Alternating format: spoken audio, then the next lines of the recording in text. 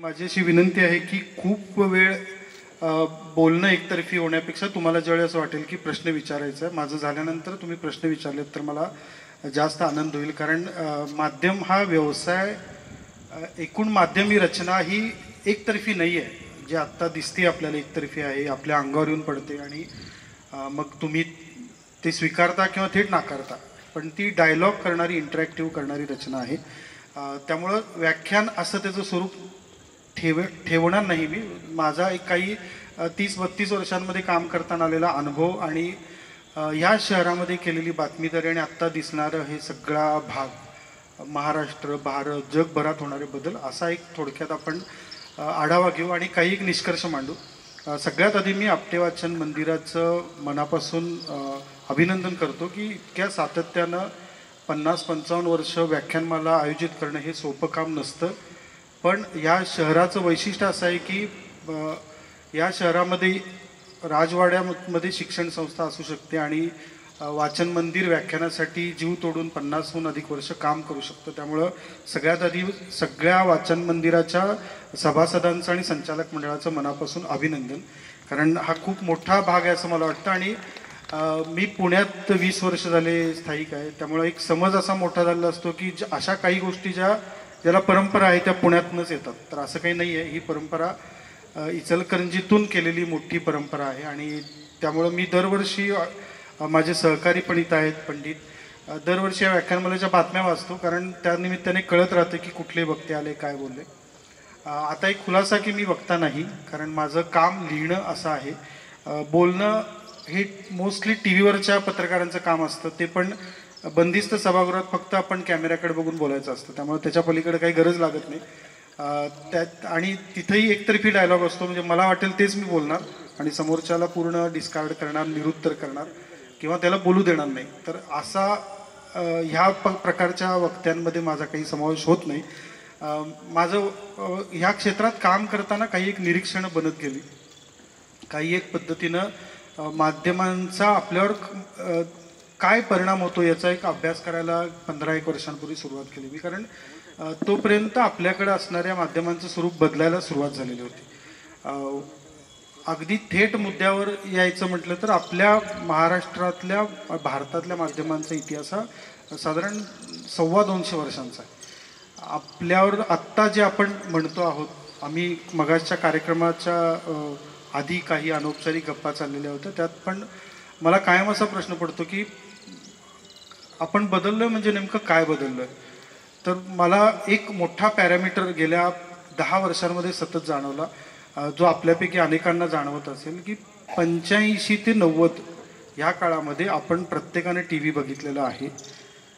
आणि त्यामध्ये ये जो जिंदगीसारखी मालिका असेल, बुनियादसारखी मालिका असेल आणि हम लोगसारखी मालिका असेल. ह्या मालिकांचं वैशिष्ट्य असं होतं की हे कुटुंब दाखवायचे, एकत्र कुटुंब दाखवायचे.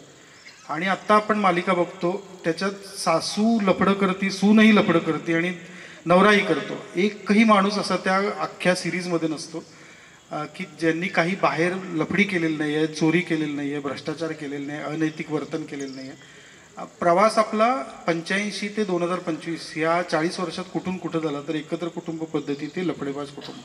आणि हा टी व्ही सिरीज, माध्यम, मीडिया ह्यातून आपल्यासमोर येत गेला. आपल्याला कायम असं सांगितलं जातं की माध्यम हा समाजाचा आरसा आहे. पण मला कायम असं वाटतं की ते रेसिप्रोकल आहे, ते एकमेकांच्या समोर उभे आहेत आणि दोन्ही सजीव आहेत. आरसा सजीव नसतो. आरसा तुम्ही दाखवेल तेवढंच दाखवतो, तसं माध्यम नसतं. माध्यमं सजीव असतात. माध्यमं त्यांचा स्वतःचा आत्मा, जीव घेऊन काम करत असतात. त्यातही जी जुनी माध्यमं आहेत, सकाळ असेल, टाइम्स ऑफ इंडियासारखा मोठा ग्रुप आहे की ज्याला 150-200 वर्षांचा इतिहास आहे.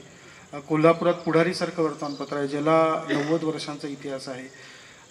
ह्या माध्यमांचं संस्थांमध्ये रूपांतर होतं आणि त्यांना जसं आपटे वाचन मंदिर हे एक फक्त लायब्ररी आहे असं नाही म्हणत कोणी, ते वाचन मंदिर म्हणतो आपण त्याला. तिथं संस्था आज जाताना तुम्हाला एक त्या वातावरणाचा एक प्रभाव जाणवतो की ह्या संस्थेमध्ये काही एक, हे फक्त वाचनालय नाही आहे, फक्त लायब्ररी नाही आहे, इथं काही एक ज्ञानाचं साधन चालतं, ज्ञानाची साधना चालते. सेम तीच परिस्थिती माध्यमांना लागू होते. आता ह्या सगळ्या काळाकडे बघितलं तर 40 वर्षांमधल्या काळाकडे बघितलं तर बदल काय जाणवतोय, तर सगळ्यात पहिला बदल असा आहे की आपण खूप अलायनेटेड एकत्रीकरणाकडून आपण एकटेपणाकडं असं झुकत चाललो. आणि त्याला सगळ्यात मोठं माध्यम हा जबाबदार पण आहे आणि माध्यमिक कारणसुद्धा आहे. जबाबदार अशा अर्थानं आहे की एखाद्या गोष्टीची जबाबदारी आपण दुसऱ्यावर टाकतो त्यावेळी आपण त्याला सगळे अधिकार सुद्धा देतो की ओके ही तुझी जबाबदारी आहे. पोलीस आहे, पोलिसाला एक अधिकार दिलेला आहे आणि तो पोलीस त्याचं काम कायदा सुव्यवस्थेचं करतो. तसं माध्यमांची एक जबाबदारी माध्यमांवर आपण टाकलेली होती की माध्यमांनी आपल्याला समाजात आसपास काय घडतंय हे सांगावं, ते निरपेक्षपणानं सांगावं आणि ते मला आवडेल प्रत्येक वेळी मला आवडेल असंही नाही, पण मला ते सांगत राहावं. आणि ती जबाबदारी होती. जबाबदारीच्या सामूहिक जबाबदारीतनं एकात्मिक जबाबदारीतनं एकटेपणापर्यंत माध्यमांचा 40 वर्षाचा समाजाबरोबरचा प्रवास आहे. आत्तासुद्धा असं तुम्हाला कुठं दिसणार नाही की लोकांना एकत्र कुटुंब पद्धती नको आहे. मगाशी आम्ही ते बोलत होतो आणि गेले काही वर्ष मी लोकांशी ह्या विषयावर फक्त बोलतो की कुटुंब पद्धतीत काय बदल झाले. तर मी त्यानं सुरुवात करतो कारण माध्यमांच्या फक्त इतिहासात जाण्यापेक्षा काय आपल्यावर बदल घडत गेले आणि मग तिथनं लक्षात येईल की आपण समाज म्हणून बदलत किती गेलो आणि माध्यमं किती मोठ्या प्रमाणावर बदलत गेली.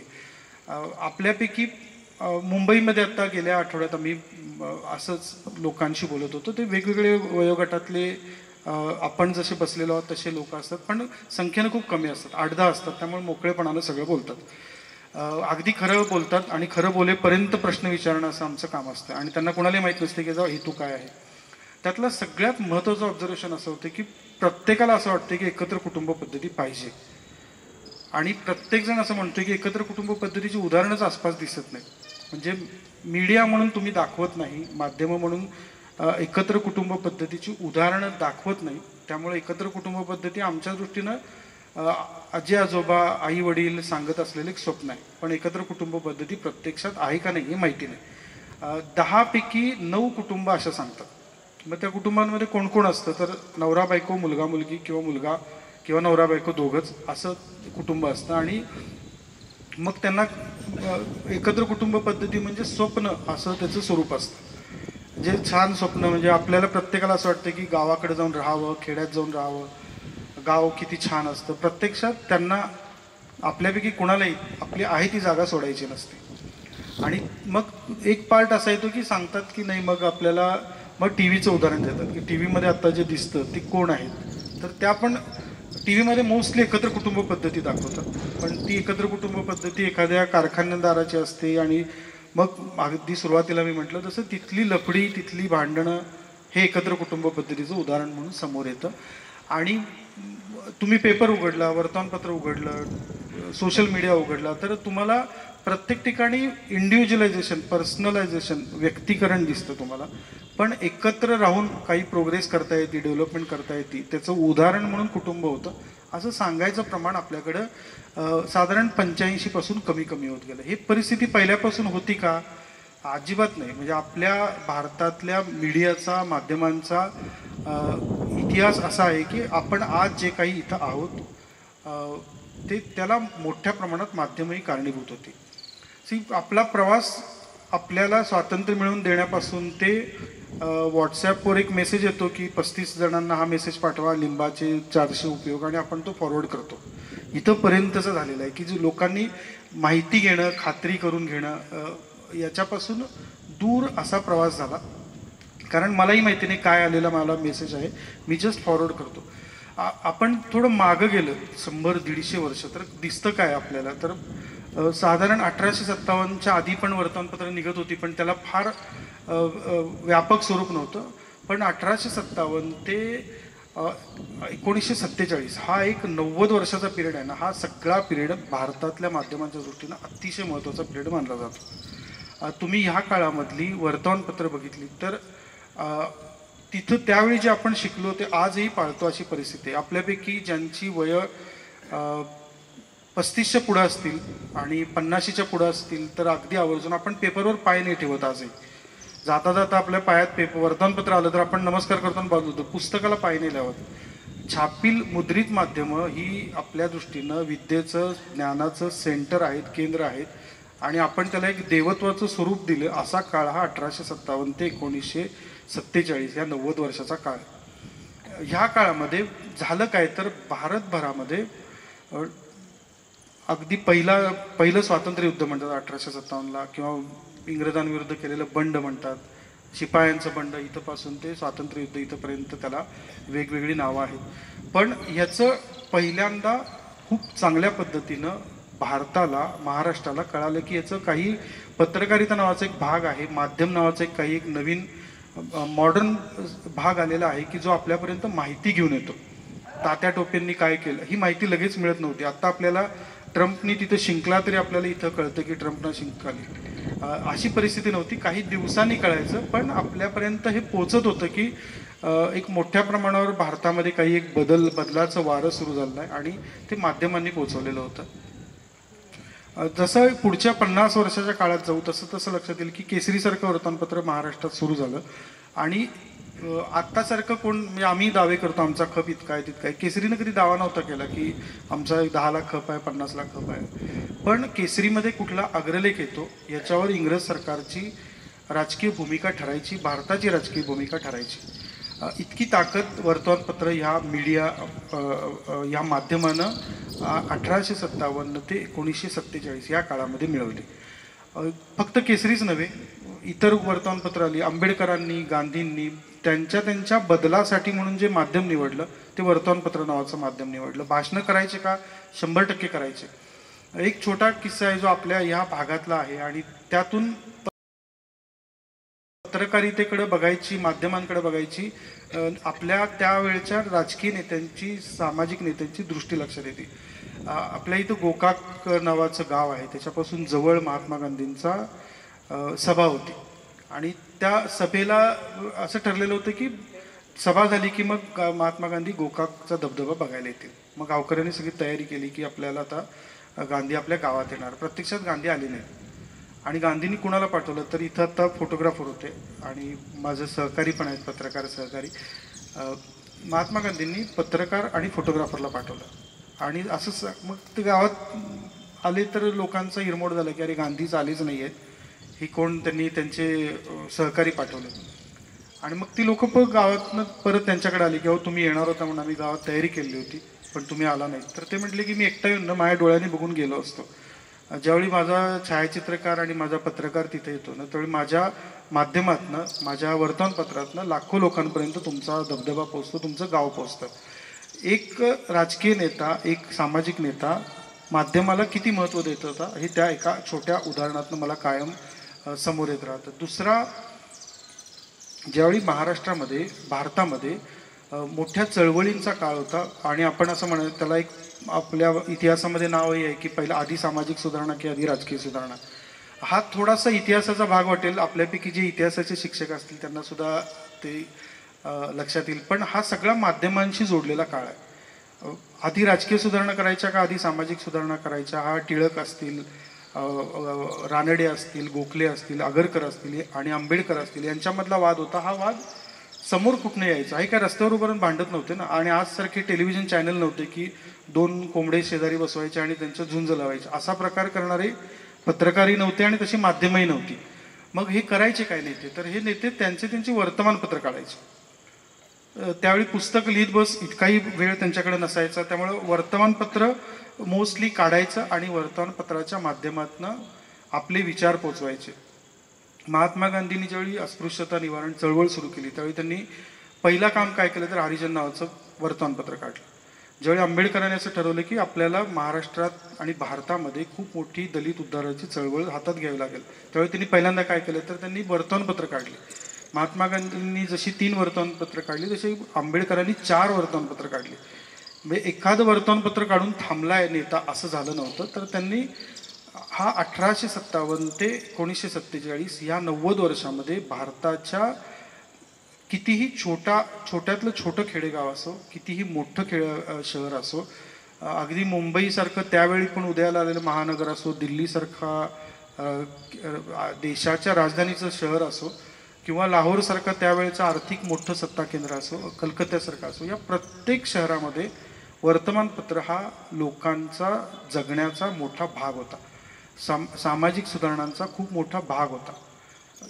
ही वर्तमानपत्र जर नसती आपल्याकडं त्या पिरियडमध्ये, तर कदाचित आपण ज्या पद्धतीची लोकशाही आज अनुभवते ती लोकशाहीसुद्धा अनुभवली नसती.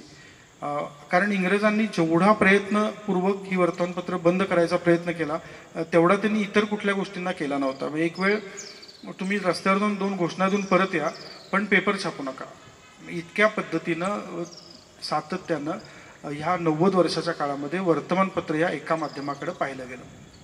त्याच काळामध्ये आकाशवाणी होते का, रेडिओ पण सुरू झालेला होता. त्याच काळामध्ये अगदी छोट्या रूपामध्ये का असेना पण परदेशामध्ये TV सुरू झाला होता, पण आपल्याकडे तितका मोठा प्रसार नव्हता. अगदी 1920-25च्या सुमारास ज्यावेळी BBC आलं त्यावेळी आपल्याला कळालं की असं काही रेडिओ नावाचा प्रकार आहे आणि तो खूप मोठ्या प्रमाणावर लोकांपर्यंत माहिती घेऊन जाऊ शकतो. मग भारतात सुद्धा रेडिओचा उदय झाला आणि दुसरं माध्यम भारतात आलं. पण पहिल्या 90 वर्षांच्या काळामध्ये, त्याच्या आधीच्याही काळामध्ये होती, पण ती 90 वर्ष मला जास्त महत्त्वाची वाटतात. आपण ज्या आपल्यापैकी अनेकांना माहिती असेल नसेल, पण वर्तमानपत्र हा काय आपला व्यवसाय नव्हता. हा आपल्याला इंग्रजांनी दिलेली एक प्रकारची देणगी म्हणा किंवा काय शाप म्हणा, वरदान म्हणा, पण त्या इंग्रजांनी दिलेला हा एक नवीन उपक्रम होता. आणि पहिलं वर्तमानपत्र जे होतं त्याचं नाव होतं द बंगाल गॅझेट. आपल्यापैकी मीडियाचा अभ्यास करणाऱ्यांना माहिती असेल, पण त्याच्यात एक भन्नाट प्रकार होता जो आजही तुम्हाला दिसतो. बंगाल गॅझेट बंद करा हे ब्रिटिशांनी सुचवलेलं होतं. त्याचं कारण असं होतं की तो बंगाल गॅझेटचा संपादक त्या काळातल्या अधिकाऱ्यांची लफडी अंकात प्रसिद्ध करायचा. म्हणजे संध्याकाळी काम संपल्यानंतर हा कलेक्टर कुठे गेला, हा अधिकारी कुठे गेला, कुठल्या घरी गेला, किती वाजता बाहेर आला, असं वर्तमानपत्र छापायचा. कुठल्या आजही आपण धाडस करत नाही बऱ्याचदा, पण तो हे सगळं छापायचं कुठल्या टेबलवर किती पैसे घेतात. आणि मग इंग्रजांनीच तयारी केली की हे पेपर बंद करा, कारण आपल्याला आपली बदनामी करतोय हा पेपर. आजही तेच वातावरण आहे. ज्यावेळी एखाद्याचं अफेअर असं, लफडं असं शब्द चुकीचा आहे, भ्रष्टाचार जर छापायला गेलो तर पहिला भाग येतो की हे पेपर बंद करा, हे माध्यम बंद करा. पण तरीही ते टिकून राहिलं आणि काही काळाने ते संपून गेलं. आपला इतिहास असा आहे, तिथनं आपल्याला सुरुवात झाली. तोपर्यंत आपल्याला पेपर, वर्तमानपत्र असं माध्यम आपल्यापर्यंत नव्हतं आलेलं. ब्रिटिशांच्या इतर ठिकाणी आलेलं होतं, इतर कॉलनींमध्ये आलेलं होतं, अगदी बायबल छापलेलं होतं, पुस्तकं छापायला सुरुवात झाली होती. पण रोज पेपर छापून घरात पोचवायचा ही कल्पना काही कुणाला सुचलेली नव्हती. ती रुजायला सुद्धा पुढचे 60-70 वर्ष लागले. असं नाही की पेपर आला आणि एकदम लाख लोकांपर्यंत पोचला आणि लोकांनी स्वीकारला. आज जसं एखादं ॲप येतं ना आणि एका रात्रीत तुम्हाला कळतं, ती गिबली नावाचा एक गेल्या 15 दिवसापूर्वी, आज कोणाला आठवत पण नाही, पण 15-3 आठवड्यांपूर्वी गिबली नावाचं एक कार्टून इंटरनेटवर तयार झालं आणि प्रत्येक घरातला माणूस ते गिबली आर्टमध्ये अडकून पडला. असं काही परिस्थिती फार जुना काळ नाही, हा 150 वर्षांपूर्वी अशी काही नव्हती. त्यामुळं पेपर रुजायला, वर्तमानपत्र मीडियम रुजायला, एखादं माध्यम रुजायला जो सावकाशपणा लागतो, एखादी गोष्ट रुजायची असेल तर त्याला एक पिरियड द्यावा लागतो. की का असं नाही की आपल्यापैकी अनेक जण शेतकरी असतील, आपण शेतीशी संबंधित व्यवसायात पण असाल, असं टाकलं बी की वर येतं असं काही नाही आहे. त्यामुळं एखादं माध्यम रुजायचं असेल तर त्याला जो पिरियड द्यावा लागतो तो भारतातल्या वाचकांनी, भारतातल्या सामाजिक नेतृत्वानं, त्यावेळच्या राजकीय नेतृत्वानं दिला. आणि त्यामुळं आपल्याला एक पाया तयार झाला की सामाजिक सुधारणा म्हणजे काय हे आपल्याला पहिल्यांदा कळालं की अरे ह्या 10 गोष्टी म्हणजे सामाजिक सुधारणा आहेत. परंपरा सगळ्यात चांगल्या नसतात हे मांडणारा सुद्धा वर्तमानपत्र होतं. राजाराम मोहन रॉय आग्रहानं त्या गोष्टी मांडत होते. आणि नाहीतर सती हा प्रकार आपल्याकडं सेलिब्रेशनच होतं ना. आपल्याकडं सतीची मंदिरं आहेत अजूनही, या भागात सुद्धा, आपल्या भागात सुद्धा बघायला मिळतील. जे प्रकार घृणास्पद आहेत, जे चुकीचे आहेत ते बंद केले पाहिजेत हे ठामपणानं मांडणारी वर्तमानपत्र हे मीडियम होतं त्या काळामध्ये. आणि म्हणून आपण 1947च्या एका टप्प्यापर्यंत येऊन पोचलो की ज्याचं क्रेडिट कधी आपण गांधींना क्रेडिट 100% देऊ, आपण नेहरूंना देऊ, त्या काळातल्या प्रत्येक स्वातंत्र्य सैनिकांना देऊ, पण त्या काळातल्या वर्तमानपत्रांना, त्या काळातल्या मीडियाला कधीही क्रेडिट दिलं गेलं नव्हतं. आपण कधीही त्याचा अभ्यास तुम्हाला कुठे दिसणार नाही की मीडियाचा, त्या काळातल्या माध्यमांचा, विशेषतः वर्तमानपत्र माध्यमांचा खूप मोठा वाटा हा स्वातंत्र्य लढ्यामध्ये होता. त्यांच्या नेत्यांच्या नावाने ते प्रसिद्ध झालं, पण तिथं तुम्ही जर वाचायला गेलात तर तुमच्या लक्षात येईल की ह्या नेत्यांना प्रसिद्धी जेवढी मिळाली तेवढी त्या वर्तमानपत्राला मिळाली. आणि मूकनायकमध्ये आंबेडकरांनी रोज लेख लिहिले. आंबेडकर रोज उठून लेख लिहायचे की भारतातली जाती व्यवस्था कशी नीच पद्धतीची आहे आणि ती मोडून काढली पाहिजे. जोपर्यंत आंबेडकर एका विशिष्ट समूहापर्यंत भाषण करत होते तोपर्यंत त्यांचा पोहोचण्याचा एक मर्यादा होती, त्यांच्या रीचला एक मर्यादा होती. पण ज्यावेळी त्यांनी मूकनायकसारखं वर्तमानपत्र सुरू केलं आणि बघता बघता ते हजारो लोकांपर्यंत जायला लागलं. एक माणूस, ते आत्ता एक माणूस असं म्हणतात की एक वर्तमानपत्र 5 ते 6 माणसं वाचतात. त्यावेळी जास्त लोकसंख्या कमी होती पण निरक्षरता जास्त होती, त्यामुळे एक वर्तमानपत्र 15-20 लोकही वाचत होते. त्यामुळं एक वर्तमानपत्र वाचून जात हा विषय किती गंभीर आहे आणि आपण किती वाईट पद्धतीने हाताळलं हे पहिल्यांदा भारताला मूकनायकमध्ये आंबेडकर ज्यावेळी रोज लिहायला लागले त्यावेळी कळालं. आता हा सगळा पाया घेऊन आपण स्वातंत्र्याच्या काळापर्यंत येतो. आता स्वातंत्र्य आंबेडकर 1857 ते 1947 या सगळ्याला एक हेतू होता. पेपर काढण्याला, माध्यम चालवण्याला, आकाशवाणीसारख्या माध्यमामध्ये बातम्या देण्याला एक हेतू होता की आपण स्वातंत्र्य पाहिजे, आपल्याला आपल्या सुधारणा घडवून आणण्यासाठी आपल्याला ब्रिटिशांपासून स्वातंत्र्य पाहिजे. हा हेतू घेऊन टिळक, आंबेडकर, आगरकर, गांधी, राजामोहन राय या सगळ्यांनी वर्तमानपत्र या माध्यमाचा वापर केलेला आढळतो. आता त्याच्यानंतरचा टप्पा खूप मजेशीर होता. याचं कारण, एकदा जर ठरवलं मी 100 मीटर धावायचं ठरवलं, धावल्यानंतर काय, मला मेडल मिळालं, पुढं काय करू, असा भाग होता. आणि तिथनं पुढचा टप्पा भारताचा 90 सालापर्यंत येतो, 95 सालापर्यंत येतो.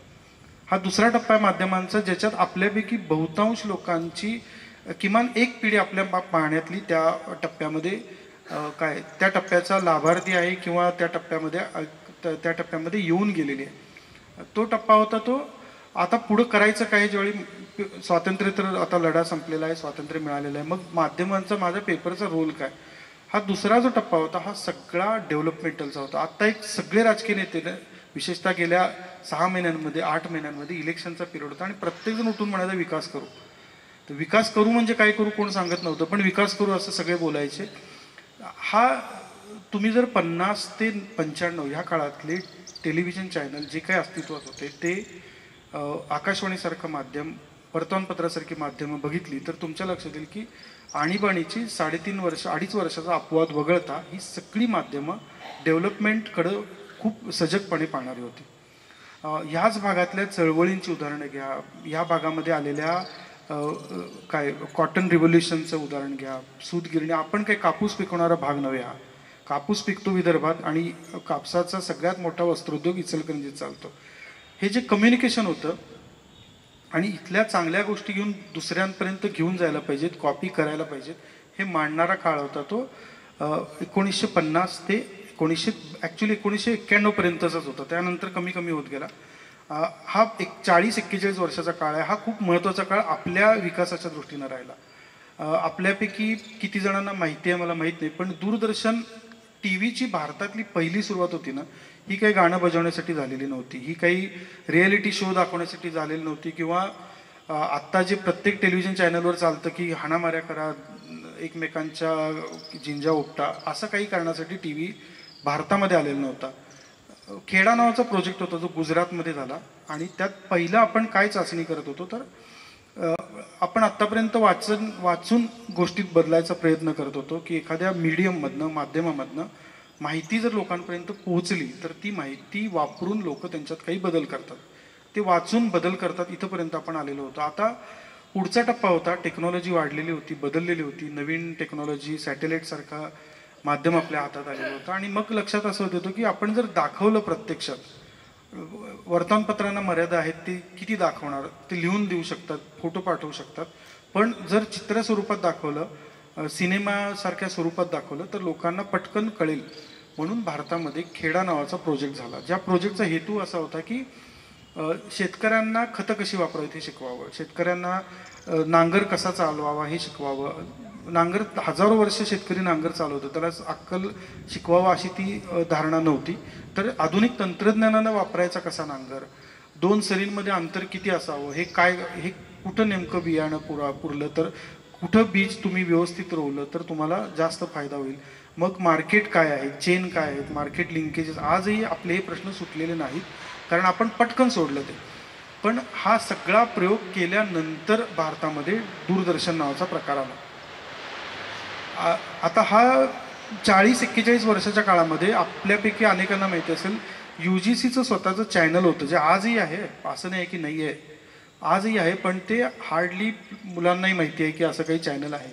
पण भारतामध्ये UGCनं हायर एज्युकेशन, उच्च शिक्षण, आता DKTमध्ये आपण बसलेलो आहे, भारतातल्या वस्त्रोद्योगातली ही सर्वोत्तम शिक्षण संस्था आहे. पण अशा सर्वोत्तम शिक्षण संस्थांमधल्या सगळ्यात चांगल्या प्राध्यापकांना TV वर आणणं आणि त्यांच्याकडून क्लासरूम चालवून घेणं, असा प्रकार आपल्याकडं 85 ते 90-91 पर्यंत चालला.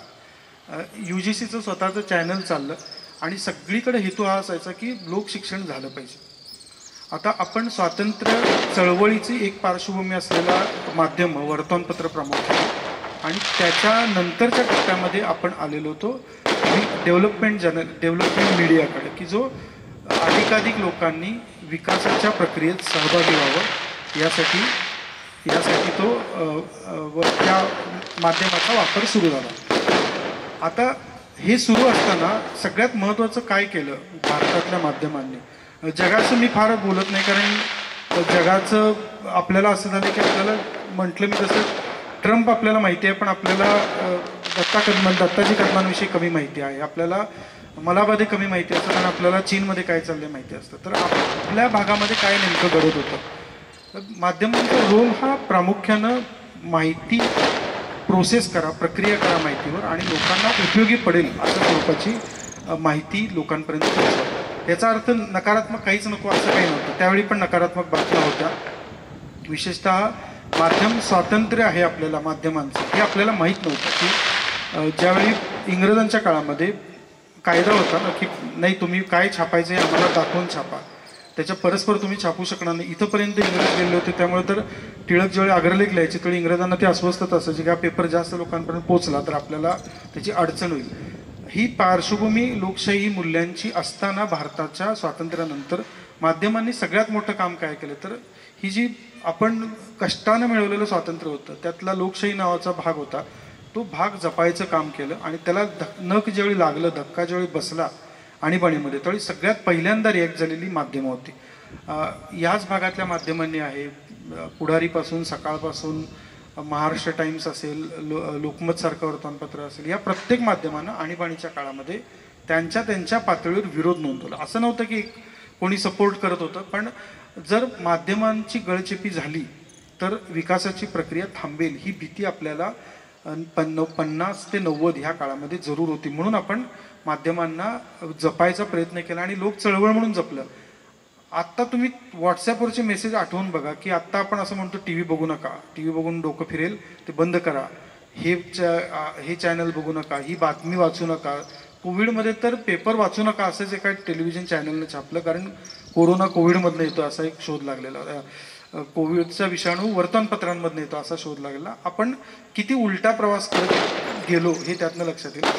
पण माध्यमांनी सगळ्यात मोठं ह्या काळामध्ये काम काय केलं, तर आपल्याला लोकशाही टिकवून ठेवून लोकशाहीची मूल्य काय हे आपल्यापर्यंत सतत पोहोचवत राहील. त्यातल्या डेव्हलपमेंटची प्रक्रिया होती, त्यातली टेलिव्हिजन चॅनलचा वापर करून अधिकाधिक लोकांपर्यंत जाण्याची प्रक्रिया होती. या सगळ्या प्रक्रियेचा गाभा एकच होता की भारताचा आपण कष्टानं मिळवलेलं स्वातंत्र्य आहे आणि त्याचा विकास, आपण लोकांचा विकास केला पाहिजे. आणि ती जेन्युइन भावना होती, ती नुसतं भाषणातली विकासाची भावना नव्हती, लोक प्रामाणिकपणे प्रयत्न करत होती. आता जो तिसरा टप्पा आहे, ज्याचे आपण काय म्हणता येईल, ज्याचे बळी आहोत आणि ज्याचे बळी व्हायला सुरुवात झाली ती 91 नंतर, कारण आपल्याला पहिला टप्पा समजायला 70-80 वर्षाचा अवधी मिळालेला होता, दुसरा टप्पा समजायला एक 60-70 वर्ष मिळालेली होती, आणि तिसरा टप्पा आपल्याला समजायच्या आधीच संपला.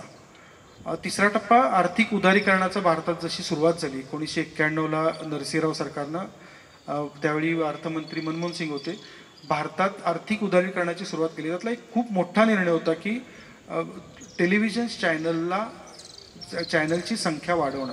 तोपर्यंत दूरदर्शन हे एकच सरकारी माध्यम होतं, आणि सरकारलाही माहिती होतं की आपल्या हातात पेपर त्या काळात कमी आहेत, पण जर आपल्या हातात टेलिव्हिजनही नसेल तर आपलं खूप अवघड होईल. त्यामुळं कुठल्याही सरकारनं 1991 पर्यंत टेलिव्हिजनला स्पर्धक तयार केला नव्हता, दूरदर्शनला स्पर्धक तयार केला नव्हता.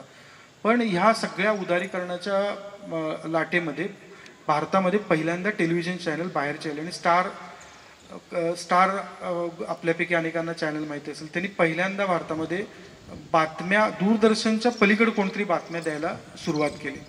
आता फरक मजेशीर होता. NDTV सारखं माध्यमसुद्धा त्या काळात उदयाला आलं, मग झी आलं आणि मग भारतामध्ये खूप मोठी लाट तयार झाली. यातली साऊथमध्ये सन TV सारखा भाग तयार झाला. ह्याचं खूप मजेशीर भाग आहे. आपण 85 ते 90, फार जुनं पण नव्हे, 85 ते 90 ह्या काळामध्ये आपल्याकडं काय बघायचं दूरदर्शनवर, तर जसं अगदी सुरुवातीला मी म्हटलं हमलोग बघायचो, बुनियाद बघायचो, अजून काय आपल्यापैकी अनेकांना कृषी दर्शन नावाचा कार्यक्रम कदाचित माहिती असेल किंवा आपली माती आपली माणसं नावाचा कार्यक्रम माहिती असेल, ज्याचे जिंगल्स आजही लोक मनापासून जपतात. त्या यूट्यूबवरनं डाउनलोड करतात, अजून कुठून तरी डाउनलोड करतात. पण आमची माती आमची माणसासारखा सिरीजसुद्धा लोक अशी डोळ्यात प्राण आणून बघत बसायची. आणि त्याच्यानंतरच्या फक्त 10 वर्षांमध्ये आपण कुठं आलो, तर पहिल्यांदा आपल्याला कळायला लागलं की अरे ह्याच्या पलीकडे एंटरटेनमेंट आहे. आणि ते फक्त एकदाच आपल्याला सिनेमाच्या हॉलमध्ये जाऊन बघावं लागतं असं नाही, तरी एंटरटेनमेंट आपल्याला खूप छोट्या पडद्यावर आपल्या घरात बघायला मिळतं. त्यासाठी सिनेमा हॉलमध्ये जायची गरज नाही. एक चित्रहार शुक्रवारचा आणि रविवारचा बघण्यासाठी आपण आठवडाभर थांबायचो.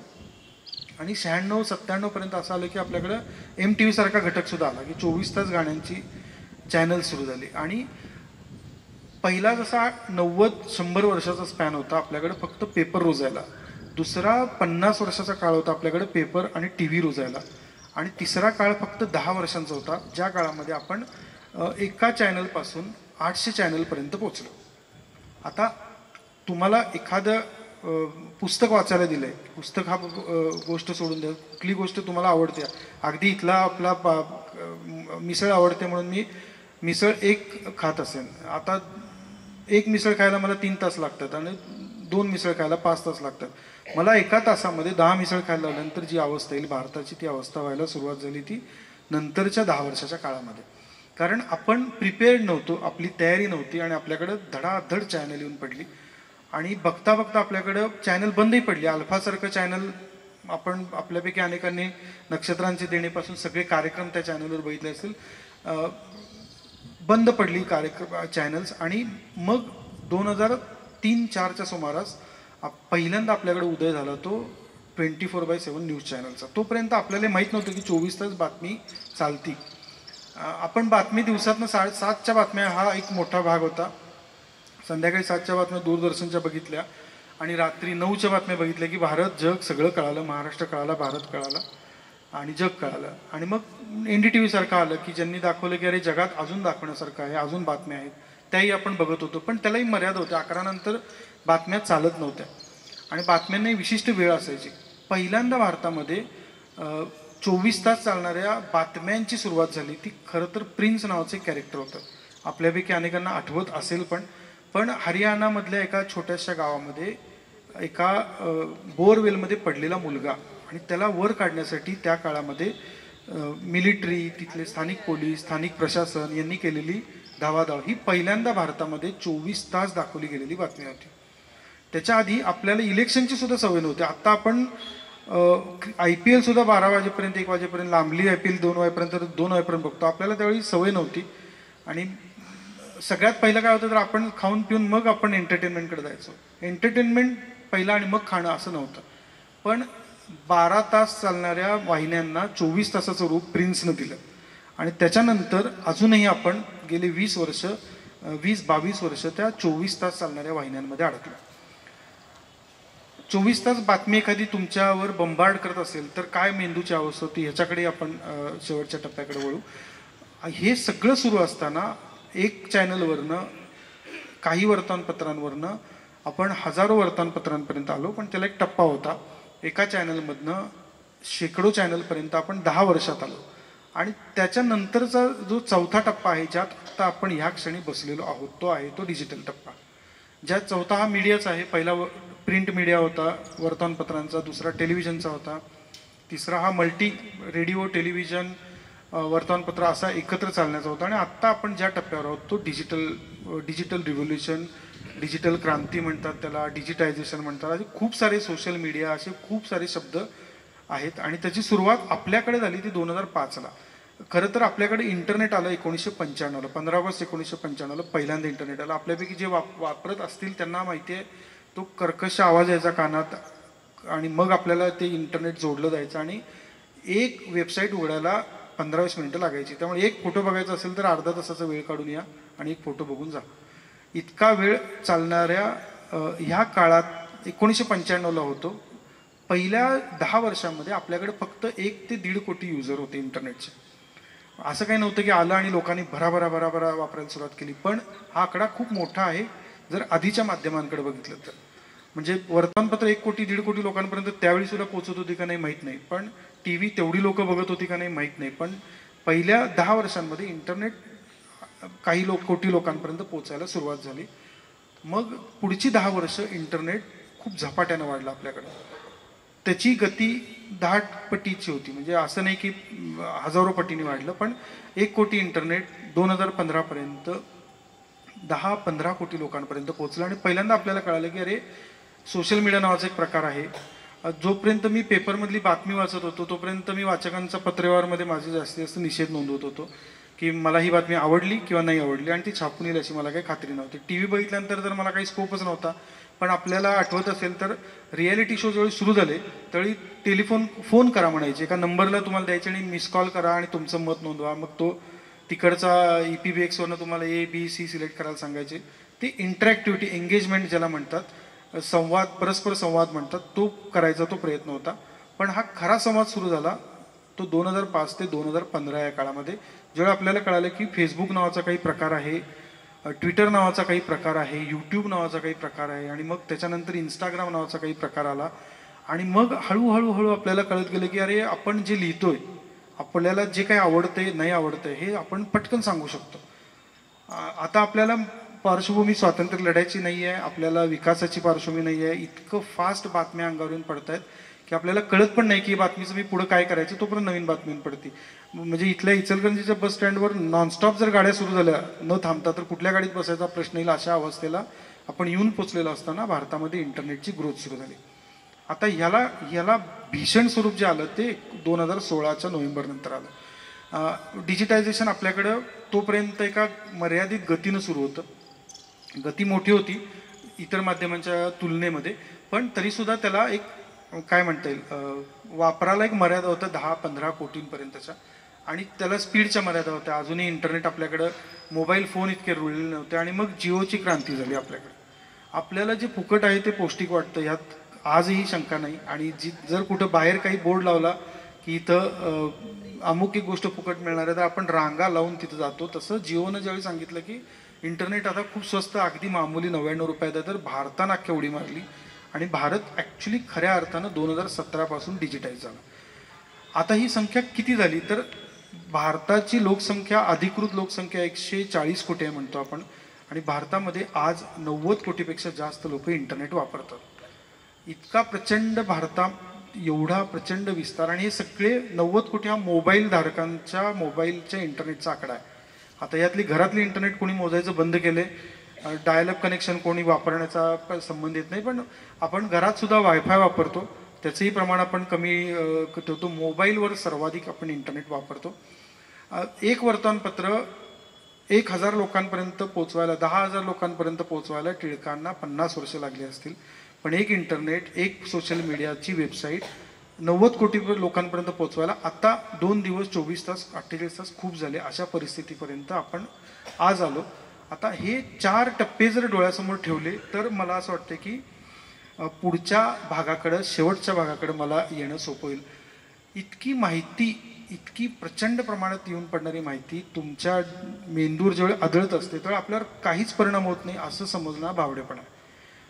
कोविड हा सगळ्यात मोठा आपल्यासमोर असलेला आरसा आहे की ज्याचा मला वाटतं की आपण आपल्या पिढीनं कधीच, कुठल्याही पिढीनं, आत्ता हयात असलेल्या कुठल्याही पिढीनं बघितलं नसेल. प्लेग काय होता, आणि प्लेगच्या काळामध्ये मोबाईल असणं त्यावेळी शक्य नव्हतं, पण आपण कोविडच्या काळामध्ये बघितलं की आपल्या हातात मोबाईल आहे आणि माहिती आपल्यावर येऊन पडते आहे, दणादण येऊन आदळते. तर त्याचं काय करायचं.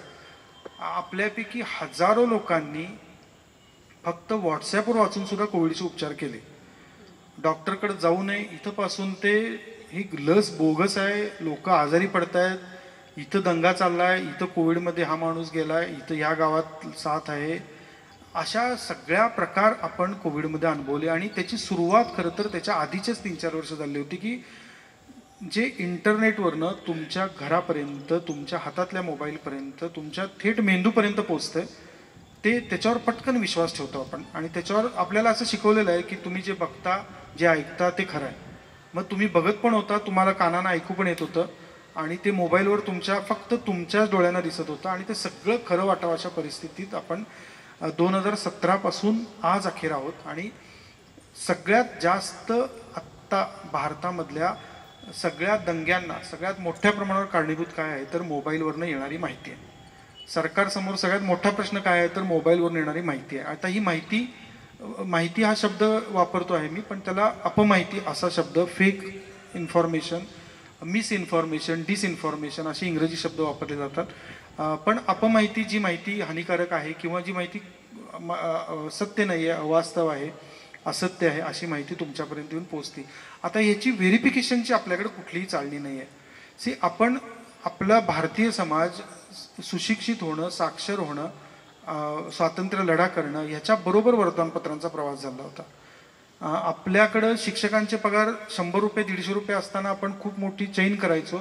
अशा काळामध्ये दूरदर्शन भारतात आलेलं होतं आणि त्यांच्याबरोबर भारताची प्रगती झाली होती. इंटरनेटच्या पहिल्या टेलिव्हिजन चॅनलच्या पहिल्या 10 वर्षाच्या काळामध्ये ग्लोबलायझेशनचे फायदे आपल्याला घेत होतो. पहिल्यांदा आपल्याला जगभरातल्या संधी उपलब्ध होत होत्या की बाहेर काय जॉब आहेत, बाहेर महाराष्ट्राबाहेर कुठं जाता येईल. आणि मायग्रेशनचं प्रमाण आपल्याकडं 90 ते 2015 या 25 वर्षामध्ये सर्वाधिक आहे. भारताच्या इतिहासातलं सर्वाधिक मायग्रेशन या काळात झालं भारताबाहेर, कारण आपल्याला माहिती मिळत होती, संधी मिळत होत्या. पण ह्या स्पीडला एक मर्यादा होती. 2016-17 नंतर ज्या स्पीडनं आपल्यावर माहिती आढळते, आपल्या मेंदूची कदाचित तेवढी क्षमताही विकसित नाही झालेली की त्या माहितीची प्रक्रिया करायची. तुम्ही गंमत म्हणून कधीतरी बघा, तुम्ही किती वेळा दिवसातनं मोबाईल उघडता. माझा तो अभ्यासाचा भाग आहे, त्यामुळे मी रोज नोंद ठेवतो किती वेळ मोबाईल वापरतो. नोंद ठेवायला त्यासाठी फार काही करावं लागतं असं नाही, पण मोबाईलचे ॲपच असतात, ते तुम्हाला सांगतात की किती वेळ तुम्ही वापरला, कुठली वेबसाईट वापरली, काय वापरलं. तर सरासरी आपण आत्ता भारतीय माणूस 4.5 तास मोबाईलमध्ये घालवतो. मनापासून आपण 4.5 तास आयुष्यातले मोबाईलला दिलेले आहेत. मग ह्यात रस्त्यावर काम करणारा मजूर असो, बँकेच्या दारात बसलेला वॉचमन असो, नाहीतर वर्गात DKT शिकवणारे प्राध्यापक असोत, नाहीतर DKT मधला विद्यार्थी असो, कोणीही याला अपवाद राहिलेलं नाही. हे ॲव्हरेज आहे.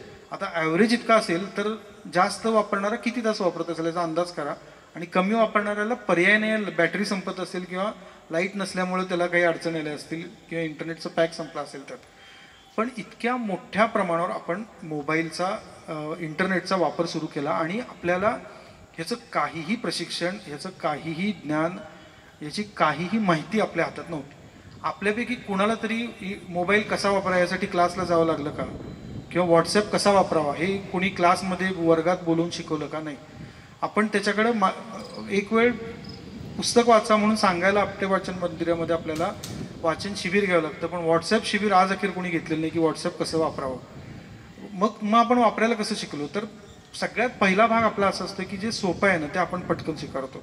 जसं फुकट आहे ते पटकन स्वीकारतो, तसं सोपं आहे ते पटकन स्वीकारतो. आणि व्हॉट्सॲप हे असं माध्यम आपल्याला मिळालं की जे काहीही माहिती आणून तुमच्याकडे टाकतं, त्यातली सोपी आपण निवडतो.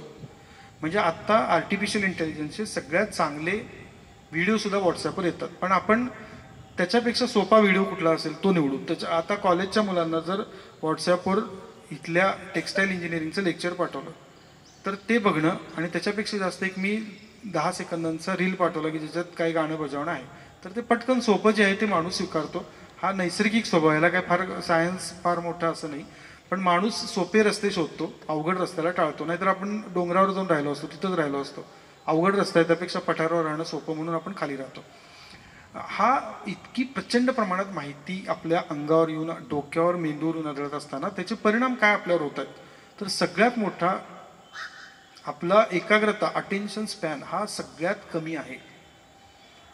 गमतीनं आम्ही कसं उदाहरण सांगतो की आपल्यापैकी ज्यांच्या घरामध्ये फिश टँक असेल त्यांच्यात प्रत्येकाकडे गोल्ड फिश नावाचा मासा असतोच. तो गोल्ड फिश एवढासा मासा असतो आणि तो सतत थरथरत असतो. गोल्ड फिशचा अटेन्शन स्पॅन, गोल्ड फिश एका जागी तुम्ही जर समोर उभा राहिला त्याच्या तर तो तुमच्याकडे जास्तीत जास्त 10 सेकंद बघतो, असं सायंटिस्ट सांगतात. आता 10 सेकंद सुद्धा तो खरं तर थांबत नाही असं मला आतापर्यंत वाटलेलं, पण तो 10 सेकंद बघतो आणि मग 10 सेकंद झाले की तो परत त्याचे कल्ले हलवतो आणि बाजूला जातो. आता गोल्डफिशपेक्षा त्यालाही आपण मागं टाकले आपल्या 2, 3, 4, 5 वर्षाच्या मुलांनी. तुम्ही जर त्यांच्या हातात मोबाईल दिलात तर 5 ते 6 सेकंदामध्ये ते मुलाला काही कळत नसतं, ते स्वाईप करतं, रील पुढचा बघतं. तर गोल्डफिशपेक्षा आपला अटेन्शन स्पॅन, आपली एकाग्रता आता कमी झाली असं मानायला हरकत नाही. आता इतकी एकाग्रता कमी होत असेल तर आपलं फार क्रांतिकारक आणि ग्रेट भविष्य आहे असं मला म्हणणं फार भीतीदायक वाटतं. म्हणजे जी गोष्ट आपल्याला करण्यासाठी एक विशिष्ट वेळ द्यावा लागतो, आपण हा अटेन्शन स्पॅन कमी झाला याचा अर्थ आपली माहिती साठवण्याची क्षमता वाढली का? अजिबात नाही. मेंदूचा आकार तेवढाच आहे. मेंदूचा आकार काय अजून वाढलेला नाही आहे आणि तो वाढेल लगेच असंही शक्यता नाही. पुढच्या 10 वर्षात वाढावा असं काही नाही, कारण इथला आकार यायला आपल्याला 50,000 वर्ष लागली. त्यामुळे अजून 5,000 वर्षानंतर आकारात काहीतरी बदल होऊ शकतो. तोपर्यंत आपल्याला आहे या मेंदूच्या आकारावर पुढचे 10-50 वर्ष काम करायचं. आता इतक्या कमी आकाराच्या मेंदूमध्ये ही जर माहिती दणादण आपण सोडत असू आणि ही माहिती झाली, ती माहिती झाली, ती माहिती झाली, ती माहिती झाली, ही सगळी प्रक्रिया न होता बाहेर पडत असेल तर हे फक्त फटीग येण्याचं लक्षण आहे. म्हणजे फटीग आपण फक्त मेंदूला आणतो. ज्या घरामध्ये 3 वयोगट एकत्र राहतात, आजी आजोबा, आई वडील आणि मुलं, असे 3 एज ग्रुप एकत्र राहतात, तिथं आवर्जून आम्ही ही स्टडीचा भाग म्हणून बघतो की तिथं कशा पद्धतीने मोबाईल वापरतात. घरातले आजोबा सर्वाधिक काळ मोबाईल वापरतात, हा मोस्टली सकाळच्या वेळी, आणि आजी संध्याकाळच्या वेळी वापरते. आता हे दोन्ही वेळ आहेत ना, ह्या कम्युनिकेशनच्या वेळा होत्या एकेकाळी आपल्या घरातल्या. घराबाहेर पडायची वेळ होती आणि घरात यायची वेळ होती. आई वडील मोस्टली सकाळ, संध्याकाळ, दुपार कामाच्या निमित्तानं म्हणून मोबाईलमध्ये तुम्हाला तिन्ही काळ दिसतील, आणि मुलं सर्वाधिक काळ जागरण करताना दिसतील. आजी आजोबा काही झालं 11 वाजेपर्यंत जास्तीत जास्त झोपतील. तुमच्या लक्षात येते का नाही माहीत नाही मला, पण आपल्या सगळ्यांच्या झोपेच्या वेळा बदलून साधारण 10 वर्ष झाली. आपल्यामध्ये 8-8:30ला आपण झोपत असू, आता 8-8:30ला आपण फ्रेश होऊन बाहेर पडायची वेळ येते आणि मग आपण कुठला तरी पिक्चर लावतो आणि मग 12-12:30 ही ॲव्हरेज वेळ आपली आहे. आपली म्हणजे मी माझ्या वयातलं म्हणतो, पण माझ्या मुलाची झोपायची वेळी 1:30-2:00-2:30 पर्यंत गेली. आपल्यापैकी नेटफ्लिक्स ज्यांना नाव ऐकलं असेल तर नेटफ्लिक्सचा मालक असं म्हटलेलं होतं की माझा सगळ्यात मोठा कॉम्पिटिटर कोण आहे असं त्याला विचारलेलं की who is your best top competitor for Netflix. तर तो म्हटलेला स्लीप, झोप, मानवी झोप हा माझा शत्रू आहे, तो माझा स्पर्धक आहे. माणूस झोपला तर माझं नेटफ्लिक्स कशाला बघेल. आणि आपण ते स्वीकारलं. आपण आपल्याकडे कोट्यावधी नेटफ्लिक्स डाउनलोड आहेत. आपल्या घरातल्या दर 2 मुलांमागे एकाकडे नेटफ्लिक्स आहे आणि आपण अभिमानानं सांगतो की माझं 1 वर्षाचं मुलं आहे आणि बघा ते किती मोबाईल छान बघतंय. मला असं वाटतं की आपण आत्ता म्हणजे अशा काळामध्ये आता येऊन थांबलेलो नाही, खरं तर आपण चालतोय की जिथं आपल्याला हा स्पीड झेपतोय का याचा विचार करायला पाहिजे. माध्यम बदलली म्हणून माध्यमांना दोष देणं, टी व्ही बदलला, टी व्ही एक कल्ली झाला वगैरे, हे विषय चर्चेला येत राहणार. त्यांना काही फार क्रांतिकारक बदल होणार नाही. कारण मी अशा एका संपादकांच्या हाताखाली काम केलं जे असं सांगायचे की मी टी व्हीवर का ओरडतो, तर टी व्हीवर मी ओरडलो नाही, तर टी व्ही कुठं असतो, टी व्ही हॉलमध्ये असतो आणि घरातली महिला कुठं असते, किचनमध्ये असते. तर हॉलमधला आवाज माझा टी व्हीचा किचनमध्ये गेला पाहिजे म्हणून मी खूप जोरात टी व्हीवर ओरडतो. ते इंग्रजीत ओरडायचे. त्यामुळं अजून दिल्ली, मुंबई, पुणे, इचलकरंजी, कोल्हापूर या शहरातल्या प्रत्येक बाईपर्यंत माझा आवाज पोचला पाहिजे इतका त्यांचा अट्टास असायचा. ह्या टेलिव्हिजन चॅनलचा उपद्रव हा खूप कमी आहे असं वाटावं इतका उपद्रव आपल्या हातात मोबाईलचा आत्ता आहे. आता याचा सगळा गैर आणि निराशजनक वापर आहे का, मला तोही भाग वाटत नाही. ज्या गोष्टी तुम्ही वापरायला कोणी शिकवत नाही आणि आपण स्वतःहून शिकतो त्यावेळी आपल्याकडे जास्त जबाबदारी असते. लहान मुलाला रडावं कोणी असं शिकवत नाही ना की तू कसं रड. त्याला चालायला शिकवतो आपण, पण रडायचं कोणी शिकवत नाही. नैसर्गिक ज्या उपजत प्रवृत्ती असतात त्या माणूस त्याच्या पद्धतीनं शिकतो, करायला जातो. माहितीची प्रक्रिया ही आपली नैसर्गिक पद्धत आहे. आपण जर ती नसती तर आपण 50,000 वर्षापूर्वी झाडावर होतो तिथंच राहिलो असतो. आपण खाली येऊन कळालं ना, पहिलं फळ सफरचंद खाईपर्यंत हजारो लोक, कोट्यावधी लोक मेले असतील ना विषारी फळं खाऊन, पण प्रक्रिया झाली आणि मग कळालं की अरे हे फळ चांगलं आहे, ही भाजी पचू शकते, हे विष आहे, हे खाऊ नये. हे एक सामान्य उपजत ज्ञान होतं जे आपण एका पिढीकडनं दुसऱ्या पिढीकडे देत गेलो. आणि ती प्रक्रिया, ज्ञान मिळवण्याची प्रक्रिया आणि माहितीची प्रक्रिया ही खूप वेगवेगळी असते. माहिती पटकन येते, पण त्याचं रूपांतर वापरून त्याचं रूपांतर ज्ञानात करायची प्रक्रिया सावकाश असते. आपण अशा काळामध्ये आलो जिथं आपल्याला ज्ञान आणि माहिती, इन्फॉर्मेशन अँड नॉलेज यातला फरक पूर्ण मिटून गेला आहे. आणि आपल्याला असं वाटतं की जे आपल्याला दिसतं आहे ते आपल्याला येतं आहे. मग ते किचनमध्ये ती कोणतरी 15 सेकंदात मॅगी बनवा म्हणून सांगतीस, 5 सेकंदात बनवा, ते मी घरात बनवून बघतो आणि then I am Maggi maker असा मला किताब मिळतो. इथंपासून ते कोणी अजून काहीतरी स्पिरिच्युअल गुरु येतो, आध्यात्मिक गुरु येतो आणि तो सांगतो असा श्वास घेतला तर तुम्हाला तसं होईल, आणि आपण तसा श्वास घ्यायला लागतो. आणि मग आपल्याला वाटतं की आपण असा श्वास घेतला म्हणून आपलं बरं चाललंय. मला असं वाटतं की माहिती आणि ज्ञान हे दोन वेगवेगळे घटक आहेत. आणि पहिला, जर तुमच्याकडे परिपूर्ण माहिती तुम्ही प्रक्रिया करून वापरू शकलात तर त्याचं ज्ञानात रूपांतर होतं. आणि माध्यमं ही त्याचा वाहक होते. वर्तमानपत्र असेल, आकाशवाणीसारखं माध्यम असेल, दूरदर्शन असेल, टेलिव्हिजन चॅनल असतील, इवन वेबसाईट्स होत्या 10-15 वर्षापूर्वीपर्यंत चाललेलं, हे माहितीची वाहक होते. आणि ते हळूहळू आपल्यापर्यंत माहिती पोचवायचे आणि मग त्याचा हळू आपण नॉलेजमध्ये रूपांतर करायचो. एकदम आपण ज्ञानाची इतकी डॅमचे सगळेच दरवाजे उघडून टाकलेत की सगळे दरवाजे उघडल्यानंतर कुठंतरी पूर येणार आणि नुकसान होणार. आणि मला असं वाटतं की आपण त्या नुकसानीच्या रस्त्यावरून आत्ता प्रवास करतोय. आणि तो सावरणं ही सगळ्यात मोठी पुढच्या 5-10 वर्षांची जबाबदारी असणार आहे. आणि ती सगळ्यांचीच आहे. असं नाही की फक्त कॉलेजच्या मुलांची जबाबदारी आणि आपण त्यांनाच दोष देणं, किंवा घरातल्या लहान मुलांना आपण दोष देणं, किंवा त्यांच्या हातातनं मोबाईल काढून घेणं. तो एक मोठा डिसऑर्डर आहे. तुम्ही मोबाईल काढून घेऊन बघा, लहान मूल इतका दंगा करेल, एक वेळ जेवण नाही दिलं चालेल, माझ्या हातात मोबाईल पाहिजे, मग ते गेमच खेळेल. असं नाही, अजून त्याचे रील बघण्यापासून सगळे प्रकार असू शकतात. पण माध्यमं समजून घेऊन जर आपण वापरली नाहीत आणि थेट प्रक्रिया केली, त्या माहिती प्रक्रिया न करता वापरली नाही, तर आपल्या हातात काय येतं, तर आत्ताची आपली आसपास तयार केलेली समाज व्यवस्था येते.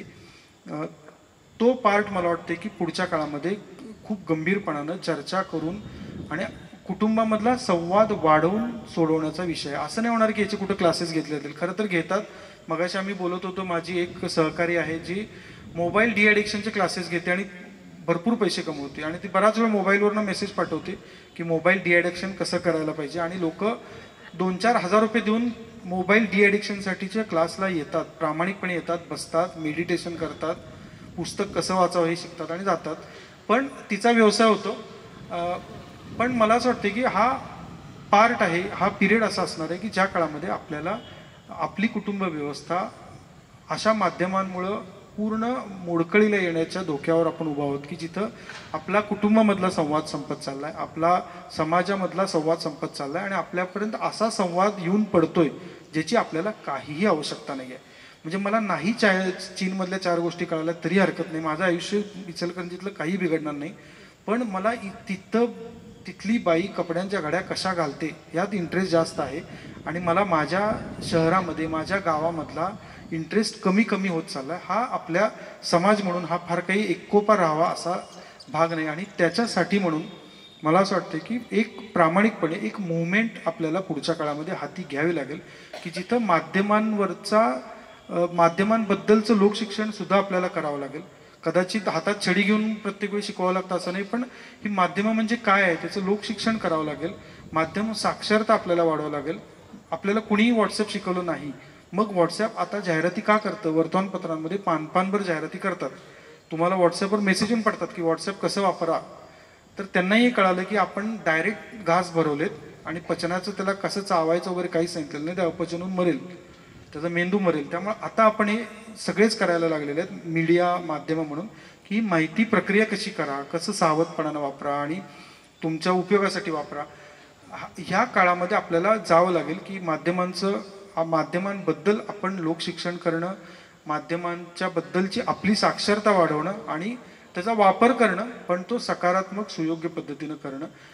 आपल्या भारतामधल्या गेल्या 10 वर्षातल्या दंगलींमागं एकच कारण मोबाईलचे व्हिडिओ आहेत. ज्यावेळी आपल्याला एकही मुलगा पुण्यामध्ये नॉर्थ ईस्टर्न मुलग्याला त्रास झालेला नव्हता, त्यावेळी पुण्यामध्ये दंगा सदृश परिस्थिती झालेली होती. आणि कारण काय होतं तर कुठला तरी नॉर्थ ईस्टमधला व्हिडिओ व्हायरल केला गेला आणि तिथं असं त्या व्हिडिओमध्ये असं दाखवलं की नॉर्थ ईस्टच्या मुलांना पुण्यातली लोक मारतायत. तो व्हिडिओ होता वेगळ्याच शहरातला आणि इथं दंगा त्या नॉर्थ ईस्टमधल्या ईशान्य भारतातल्या मुलांमध्ये भीती पसरली की आपल्याला मारण करतील. आता ही अशी माहिती तुमच्यापर्यंत ज्यावेळी येईल त्यावेळी पहिला भाग म्हणजे कुणाला तरी विचारणं की फॉरवर्ड करताना की हे खरं आहे का. आपण अनेकदा काय करतो, आलं की गुड मॉर्निंग म्हणून इतकं लोकांना फॉरवर्ड करून टाकतो एखादी गोष्ट की ते बघत सुद्धा नाही की त्यात काय लिहिलेलं आहे. म्हणजे मला खात्री आहे की आपल्या एवढं गुड मॉर्निंग करणारा देश दुसरा जगाच्या पाठीवर कोण नसेल. आणि तरीही आपल्यामध्ये आपण सर्वाधिक शत्रुत्व, सर्वाधिक कौटुंबिक वाद असलेल्या मालिकांमध्ये सुद्धा गुंतलेलो असतो. म्हणजे आपली सकाळ आपण गुड मॉर्निंगनं करतो आणि दुपारनंतर जे मालिकांमध्ये अशा जातो की ज्या मालिका आपल्याला कुठेही एकत्रित कुटुंब पद्धतीबद्दल काही बरं सकारात्मक बोलत नाही आहेत. पण ह्या माध्यमांच्या साक्षरतेचा मुद्दा मी पुन्हा एकदा अधोरेखित करून थांबतो. कारण माध्यमांबद्दलची आपली साक्षरता जर कमी पडली तर माध्यमांचा स्वाभाविकपणानं नकारात्मक परिणाम आपल्यावर व्यक्तिगत पातळीवर होईल, व्यक्तिगत पातळीवर होताना कौटुंबिक पातळीवर होईल आणि स्वाभाविकपणे आपल्या समाजावर होईल. आणि तो टाळायचा असेल तर मला वाटतं की ही साक्षरता याच्याबद्दलचं लोकशिक्षण हे एक चळवळ म्हणून आपण हातात घ्यावं लागेल. मी खूप माझ्या नियोजित वेळेपेक्षा थोडं जास्त बोललो. आपल्यापैकी ज्यांना कोणाला शंका असतील, कारण माझं लेखी लिहून आणलेलं भाषण असं काही त्याचं स्वरूप नव्हतं, त्यामुळे मला संवाद साधणं असं त्याचं स्वरूप होतं. आपण खूप गेले 56-57 मिनिटं शांतपणानं ऐकून घेतलं, त्याबद्दल मी अगदी मनापासून आपले आभार मानतो. आणि आपटे वाचन मंदिराचे औपचारिक आभार मानत नाही, कारण मी इथून 100 मीटरवर माझं घर आहे, त्यामुळे मी औपचारिक आभार मानत नाही, पण तुमच्या ऋणात राहणं मी पसंत करतो. आणि तासभर ऐकल्याबद्दल अगदी प्रत्येक श्रोत्याचे मी मनापासून आभार मानतो. थँक्यू.